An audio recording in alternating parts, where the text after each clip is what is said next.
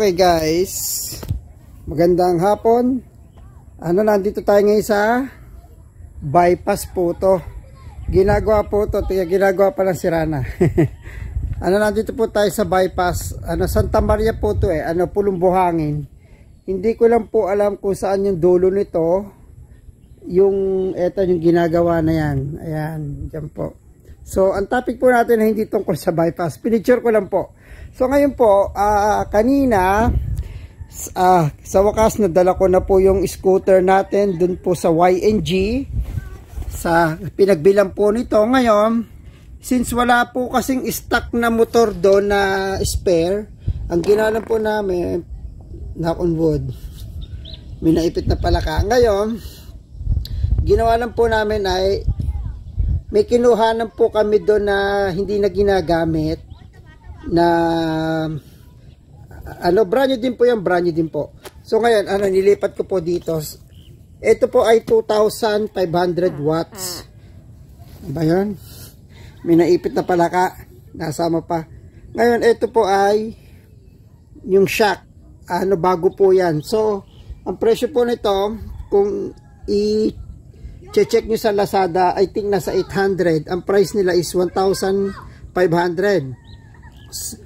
So, ang tingin ko, since hindi naman sila naningil ng labor, doon lang nila hinahatak. So, nagpalit po tayo ng motor hub. Yung luma ko po kasing motor hub, isisingit ko po sa video na to. Meron po siyang garalgal, yung grag, yung motor po. So, nilibre ko naman po yung disc brake, ala naman. So, dinala ko sa kanila, nag-check din sila. Wala talaga, pagka naka-double stand naman, okay siya. Wala siyang tunog. Pero, once na nakatapak na siya sa ground, meron siyang tunog na garalgal. So, yun po, ang pagkakatingin po nila yung magnet po, baka po may natanggal o sira po o nahulog sa pagkakadikit. Ngayon, sabi ko, since magtatagal po kasi to troubleshoot pa nila, sabi ko, sige, bigyan nyo na lang ako, maglagay na lang tayo, kung magkano bayaran ko na lang. So, nangahoy nga po sila, ito nga po yun. Yung motor po kasi nito ay 2,500 watts. 2,500. Yung luma ko po is 2,000 lang po. So, both shock po, nagpalit po ako. And then, sinisingil nila ako dito sa putres. Ngayon nasabi ko, baka naman kako, pwede nyo nang i-libre sa akin to. Yan, nilibre naman nila. Yan, naawa siguro. So, ngayon, nilibre nila yung putres ko. Nasira rin yan Tapos, naayos na din nila yung low beam ko. Kasi yung low beam ho pala, yung una, ang pag-asa nila baka sira. Yung pong buttons dito, yung low tsaka high. Baka po daw sira. Ngayon magpapalit sila, nag-testing sila. Nung huli, nakita nila sa connector, tanggal yung pang low beam. So, ang low beam po nila, ito po pala yan. Diba po, ayan, yung headlight natin. Ito po yung low. Ito po yung both side po na to is high. Magsasabay po yan. Testingin po natin. Sige. Ayan, buhay na po siya. Ayan. So, low. Low po yan makikita nyo po. Ang nakailaw, ito po, yan. Nung last 18 months, puro high lang po ginagamit ko kasi yung low na wala. So, nag-loose lang po pala sa connector. So, ngayon, tignan po natin. Ayan Low po yan High natin. Saan ba high? Ayan, ito po, high. Ayan. High na po yan. So, yung pong apat umiilaw na. Low. High. Okay? So, naayos po ngayon nila yan. Yung loob po nito, sabi ko mag-retighten tayo kasi dati parang meron akong findings na lumuog to. Yung pong, ito pong baba, yung fork at saka itong sa taas sa may manibela ay hindi po nagsasabay. Unsafe po yan, di ba? Baka po kayo maaksidente. So, kaya nag-check din sila ng brake pad dito sa harapan. Okay naman. Mas madalas ko kasing gamitin is yung front. Yung gulong ko po, kung mapapansin nyo, mga later on po siguro magpapalit na rin ako kasi 2 years na siya. May 2 years na po siya. So ngayon, bigyan ko po kayo ng sample computation dun po sa mga nagmumotor talaga. May 25 months na po to. Mga 24, sige po, 24 months. Bali po, saktong 24 months po, nagpalit na ako ng battery. Ang battery po, nag-swap kami dun sa luma at saka sa yung bago nilang ibinenta sa akin is worth 5,500. May swap na po yon. So, worth 5,500 sa 2 years, 24 months. Tapos po, nagkataon naman din na nasira na rin yung motor hub ko at the early age, 2 years. So, lahat-lahat. Actually po, ang nagasta ko kanina dito is may less na po yun is 10,100. So, yung 10,100 po ba ay worth it sa 2 years? Actually po, meron po talagang nabibili nito na mura na sa Lazada, yung shock po na yan. Ang shock po na yan is around 500 to 800 po sa Lazada. Ang price po nila is 1,800. So, lamang po ng 1,000 pesos. Pero po, sila na po nagkabit niyan. So, kung ikaw magkakabit, so ngayon, ang ginawa ko po kasi, lahat po ng ginagalaw nila ay inaral ko. Yung pong pagpapalit ng motor hub po kasi may wiring po yan eh. May wiring po kasi yan. So, buhat po dun sa, sa controller niya, o yung, meron po siyang wiring. Sige, pakita ko po. Pakita ko po sa... So, ayan guys, hindi ko alam kung saan naputol yung sinasabi ko. So, yung controller po nito ay 72 2,000 watts na pang motor. So, kung konti lang naman diferensya, okay na lang po. Hindi naman po siya big deal. Ayan. Then, tapos ang battery po niyan ay 6 pieces na 12 volts is 72 po. So, guys, i-breakdown ko po mamaya. Gagawa ko po ng vlog. Sisingit ko po yung video po kanina dun po sa warehouse nila.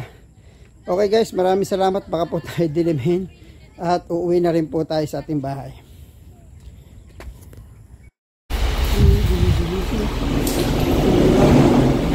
Scooter.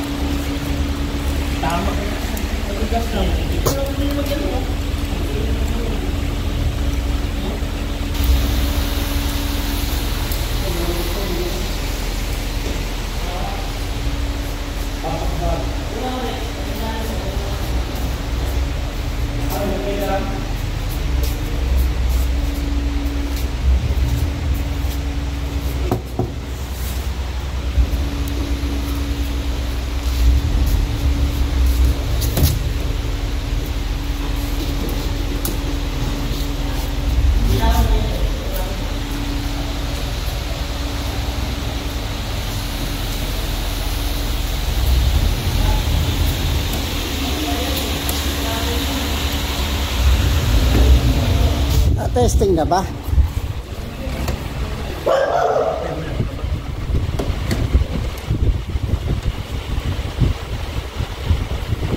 Sumapit naman sa white? Yung Philippine dot.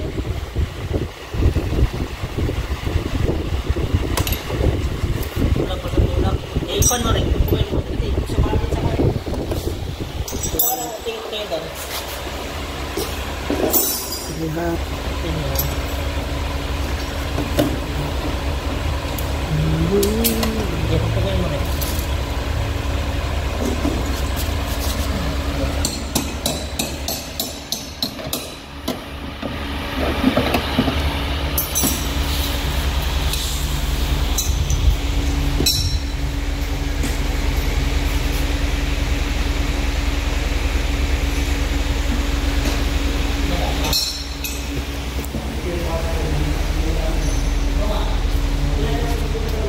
Daming gamit dito. Ito nga scooter yan.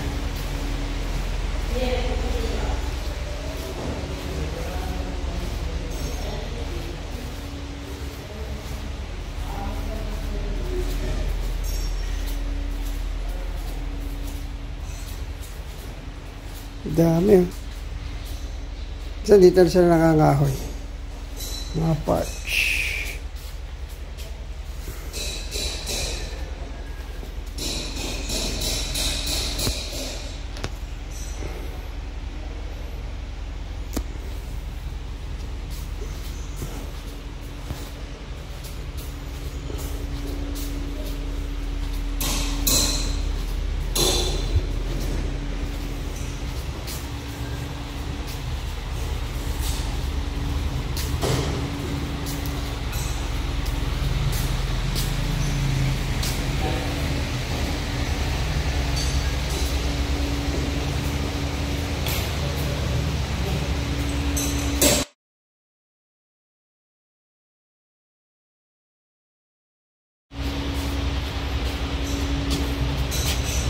Yung kinahuyan ito.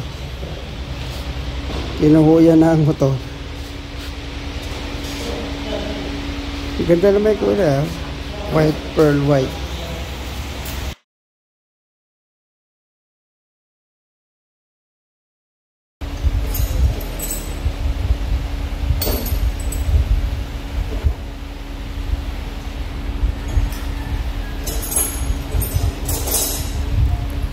Dito sa Rablangeros. Sinisilip nila. May problema yung scooter. Malalaman ko ng problema.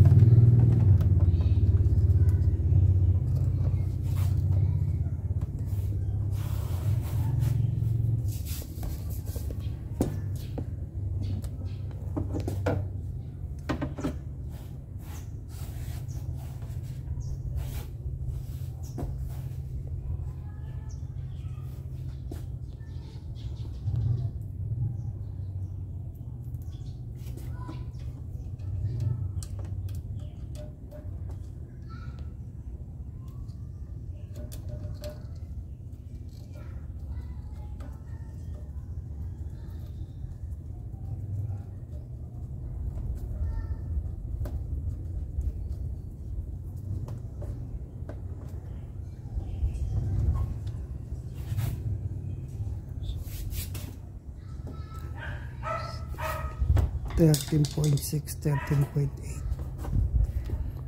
seconds.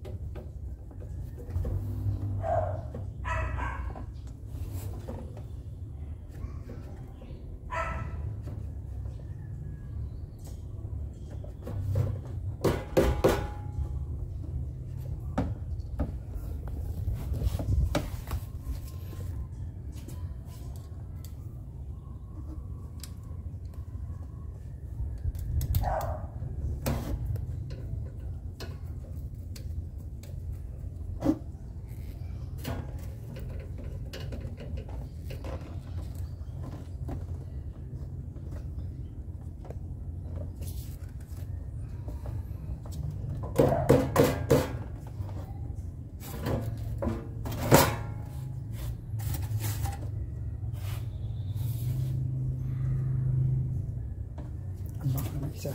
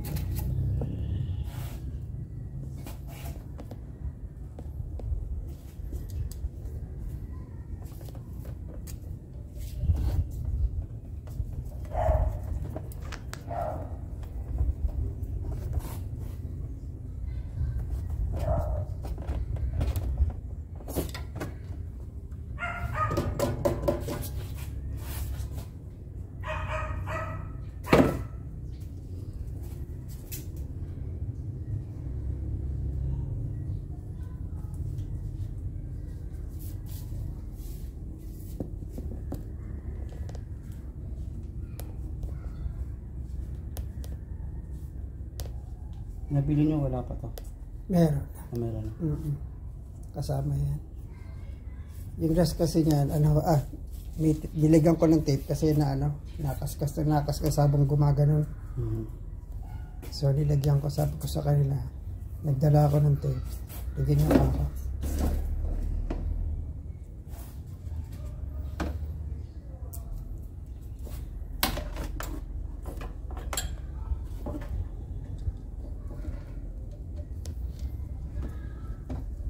Ito yata yun, 32 ampere. Yung balancer na yun.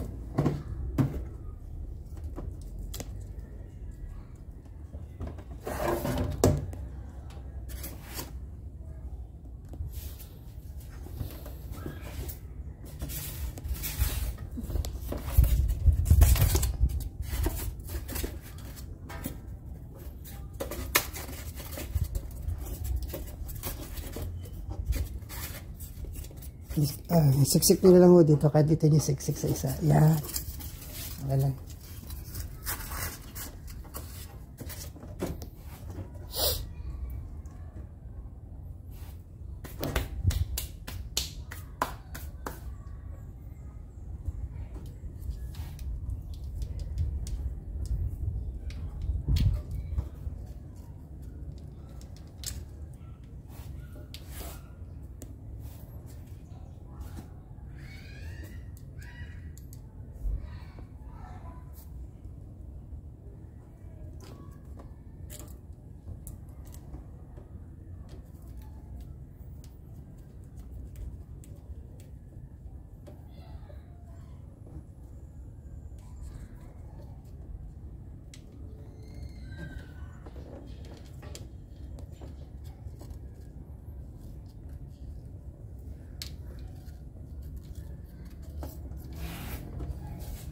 Pero nasa gitna siya.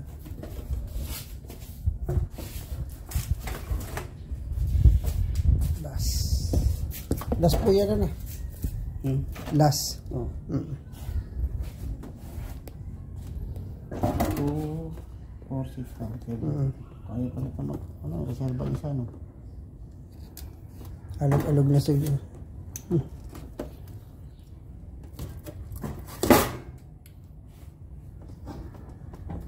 Lang. Ano pa lang? Saan ba ito? Ito? Ito, tama dito.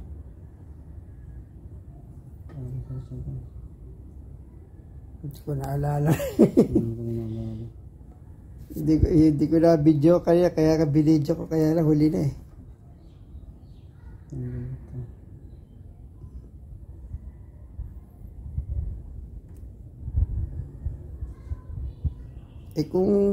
Kung mahaba yan, malamang dyan yan. Kasi mahaba yung kable eh. Kasi possible ito eh. Sorry, hindi ko naalala. Negative din lalabas. Tama dito. Yung remaining po ba natin eh, last na ba yan? Apa. Last ng kable yan. Di yan, at saka dito sa kabila tatawid. Dito. At saka yung magkasama ka na. Dito natin. Testingin din natin mamaya pag nag-charge na, lalabas kay charger ko. Dito yun, tama yan.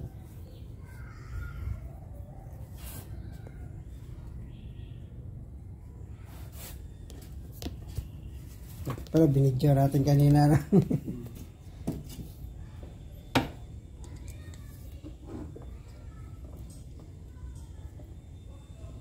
Tama yan, kasi positive.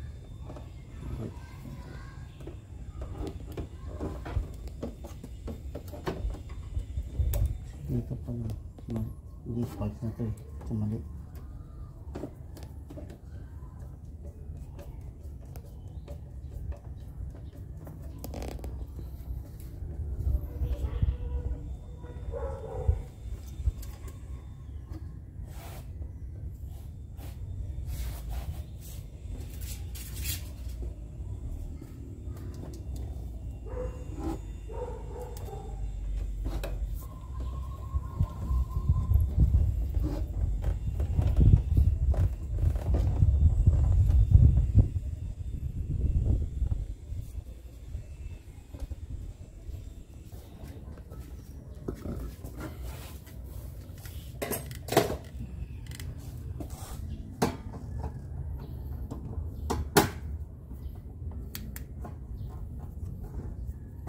Yahato ko mamaya rin sa ahonin. Tingnan ko kung kaya niya yung